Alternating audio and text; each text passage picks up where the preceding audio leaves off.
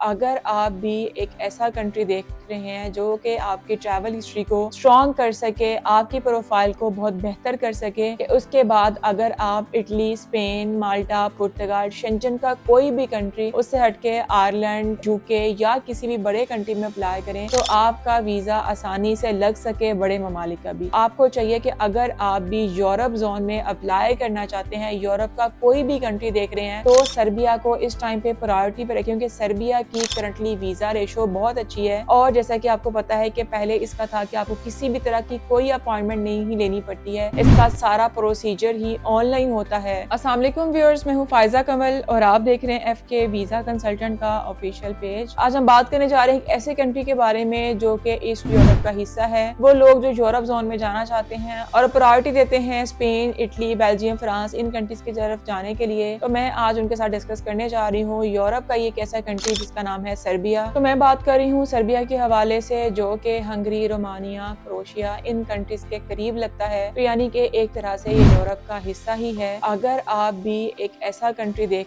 रहे हैं जो कि आपकी ट्रैवल हिस्ट्री को स्ट्रॉन्ग कर सके, आपकी प्रोफाइल को बहुत बेहतर कर सके, कि उसके बाद अगर आप इटली, स्पेन, माल्टा, पुर्तगाल, शेंजन का कोई भी कंट्री, उससे हटके आयरलैंड, यूके या किसी भी बड़े कंट्री में अप्लाई करें तो आपका वीजा आसानी से लग सके, बड़े ममालिक का भी। आपको चाहिए कि अगर आप भी यूरोप जोन में अप्लाई करना चाहते हैं, यूरोप का कोई भी कंट्री देख रहे हैं, तो सर्बिया को इस टाइम पे प्रायोरिटी पे रखें, क्योंकि सर्बिया की करंटली वीजा रेशो बहुत अच्छी है। और जैसा कि आपको पता है कि पहले इसका था कि आपको किसी भी तरह की कोई अपॉइंटमेंट नहीं लेनी पड़ती है, इसका सारा प्रोसीजर ही ऑनलाइन होता है। तो वीजा की बात करें कि इसका वीजा कितनी देर का मिलता है, इसका जो आपको वीजा मिलता है वो 30 से 90 डेज का मिलता है। और इसकी जो वीजा कैटेगरी है वो सी टाइप विजिटर कैटेगरी है, यानी कि अगर आपको वीजा 1 मंथ का मिलता है, 3 मंथ का मिलता है, तो आप वहाँ पे लीगली 1 मंथ स्टे कर सकते हैं। और वहाँ पे अगर हम ऑप्शंस की बात करें कि आपको सेटलमेंट के ऑप्शंस क्या मिलते हैं, काम के ऑप्शंस क्या मिलते हैं, तो जिस तरह मैंने बताया कि यूरोप का हिस्सा है, तो यूरोप जोन में आपको पता है कि हमेशा से ही काम मिलना या सेटल्ड होना बहुत ही हमेशा से आसान रहा है। पाकिस्तानियों के लिए, अगर जो पाकिस्तानी वहाँ पे सेटल्ड होना चाहते हैं, सर्बिया में कोई काम देख रहे हैं यूरोप में, तो उनको चाहिए कि वो सर्बिया में जाके अपना फूड का जो काम है इससे स्टार्टअप लें, यानी कि कोई भी तरह का अपना रेस्टोरेंट बना सकते हैं, कैफे बना सकते हैं, बेकरी बना सकते हैं, इस तरह के कोई भी आइटम्स जो आपके हलाल फूड के हैं, अब वहाँ पे अपना ये सेटअप स्टार्ट ले सकते हैं। और ये इसका बहुत ही ज्यादा स्कोप है और ये काफी अच्छे पॉइंट पे जो है आपका बिजनेस ये ग्रो करता है। और इसके साथ साथ अगर हम देखें उन लोगों के बारे में जो वहाँ पे जॉब करना चाहते हैं, तो प्लम्बर की, इलेक्ट्रिशियन की, लेबर कैटेगरीज की जितनी भी जॉब है, आप अगर आपके पास स्किल है, आपके पास एक्सपीरियंस है, तो आप यहाँ पे आके अपने स्किल के अकॉर्डिंग जॉब सर्च करके आप अच्छा अर्न कर सकते हैं। जिस तरह की आपको पता है कि यूरोप का हिस्सा है, तो यहाँ पे जो करेंसी है वो सर्बियन डॉलर ही चलती है, यानी कि यूरो ही चलेगा यहाँ पे भी। और इसकी जो आपको वीजा फी है या आपकी जो यहाँ पे वेजेस होंगी वो भी आपकी यूरोस के हिसाब से ही आपको मिलती हैं। अगर आपको सर्बिया में जॉब मिल जाती है या अपना बिजनेस स्टार्ट कर लेते हैं आप, तो उसके बाद आपको वहाँ पे आसानी से जो है वो पीआर या रेजिडेंसी मिल जाती है। और अगर आपको वहाँ पे वर्क परमिट मिल जाता है या आप बिजनेस अपना स्टार्टअप ले सकते हैं, तो 5 साल के बाद आपको सर्बिया की नेशनैलिटी मिल जाती है, सिटीजनशिप मिल जाता है वहाँ का। और ये आपके लिए एक बहुत ही स्ट्रॉन्ग डॉक्यूमेंटेशन के तौर पे कंसीडर होगा। इसका जो पासपोर्ट है वो पाकिस्तान में काफी वर्थ रखता है, क्योंकि ये जो है वो यूरोप का एक हिस्सा है और यूरोप जो है वो आपकी हमेशा से एक स्ट्रॉन्ग ट्रैवल हिस्ट्री काउंट होती है। अगर आप खाली विजिट भी करते हैं वहाँ पे जाके, तो भी आपके जो पासपोर्ट की वर्थ है वो बहुत ज्यादा स्ट्रॉन्ग हो जाएगी और उसके बाद आपकी एक मार्केट वैल्यू बन जाती है। यानी कि बाकी एम्बेसडर्स के सामने आपका एक बैकएंड क्लियर होता है कि अगर आपके पास यूरोप में सर्बिया का वीजा था, आपने अगर वहाँ पे इलीगल स्टे नहीं किया, तो बाकी कंट्रीज भी आपको बहुत आसानी से फिर वीजा दे देते हैं। तो यानी कि अगर आप भी आगे शेंजन में अप्लाई करना चाहते हैं, तो आप उससे पहले सर्बिया का वीजा अप्लाई करें, तो आप तो एक तो सारे उसके रूल्स को समझते हैं, उसके सारे कल्चर को समझ लेते हैं, यूरोप का पूरा जो आपके पास एक रोड मैप आ जाता है कि किस किस रूट जाके आप आगे फ्यूचर में सेटलमेंट के ऑप्शंस ले सकते हैं। यानी कि अगर आप शेंजन में जाके सेटल होना चाहते हैं, तो सर्बिया में यूरोप आपको एक प्रॉपर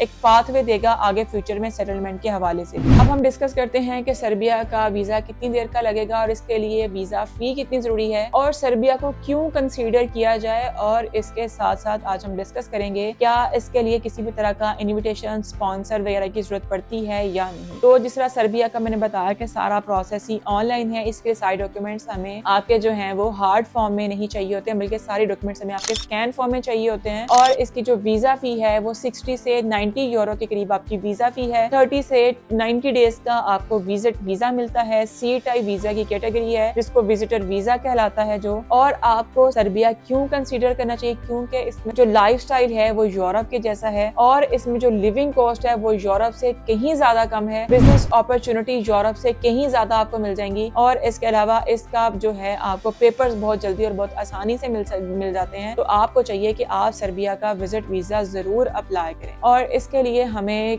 जो है वो इन्विटेशन चाहिए है या कोई स्पॉन्सर चाहिए। तो अगर आपकी कोई फैमिली है वो अगर आपको स्पॉन्सर कर सकती है, आपको इन्विटेशन भेज सकती है या आप कोई बिजनेस इन्विटेशन मंगवा सकते हैं तो आप मंगवाएं, आपके लिए एक प्लस पॉइंट ही होगा। लेकिन अगर आप वही नहीं मंगवाना चाहते हैं तो किसी तरह के कोई भी आपको परेशानी की बात नहीं है। एफके वीजा आपको गाइड करेगा कि आपकी फाइल कैसे कंप्लीट करनी है और हम आपको बताएंगे कि इसमें किस तरह के आप इवेंट्स वगैरह अटैच करके भी अपनी फाइल को मजीद स्ट्रॉन्ग बना सकते हैं ताकि आपका वीजा लग सके। अब बहुत सारे लोगों के ज़हन में ये सवाल होगा कि सारा प्रोसेस ऑनलाइन है, सारी डॉक्यूमेंटेशन मैंने खुद कंप्लीट करनी है तो मैं खुद घर बैठ के अप्लाई कर सकता हूँ। तो यही वो पॉइंट्स होते हैं जहाँ पे आप गलती करते हैं। आप लोगों को लगता है कि सारे काम हम खुद कर सकते हैं। तो जैसा कि मैं आपको बताना चाहती हूँ कि कंसल्टेंट के पास डेली बेसिस पे अपडेट्स होती हैं। अपडेट्स इस तरह की होती हैं कि हमें पता होता है कि इस तरह की फाइल में ये चीजें वीक थी, तो इस तरह की फाइल में ये चीजें हमने अटैच की, तो फाइल को हमने स्ट्रॉन्ग किया, उसके बाद उसका वीजा लग सका। तो हमें सिर्फ यही चीजें होती हैं जो हम आपको गाइड करते हैं।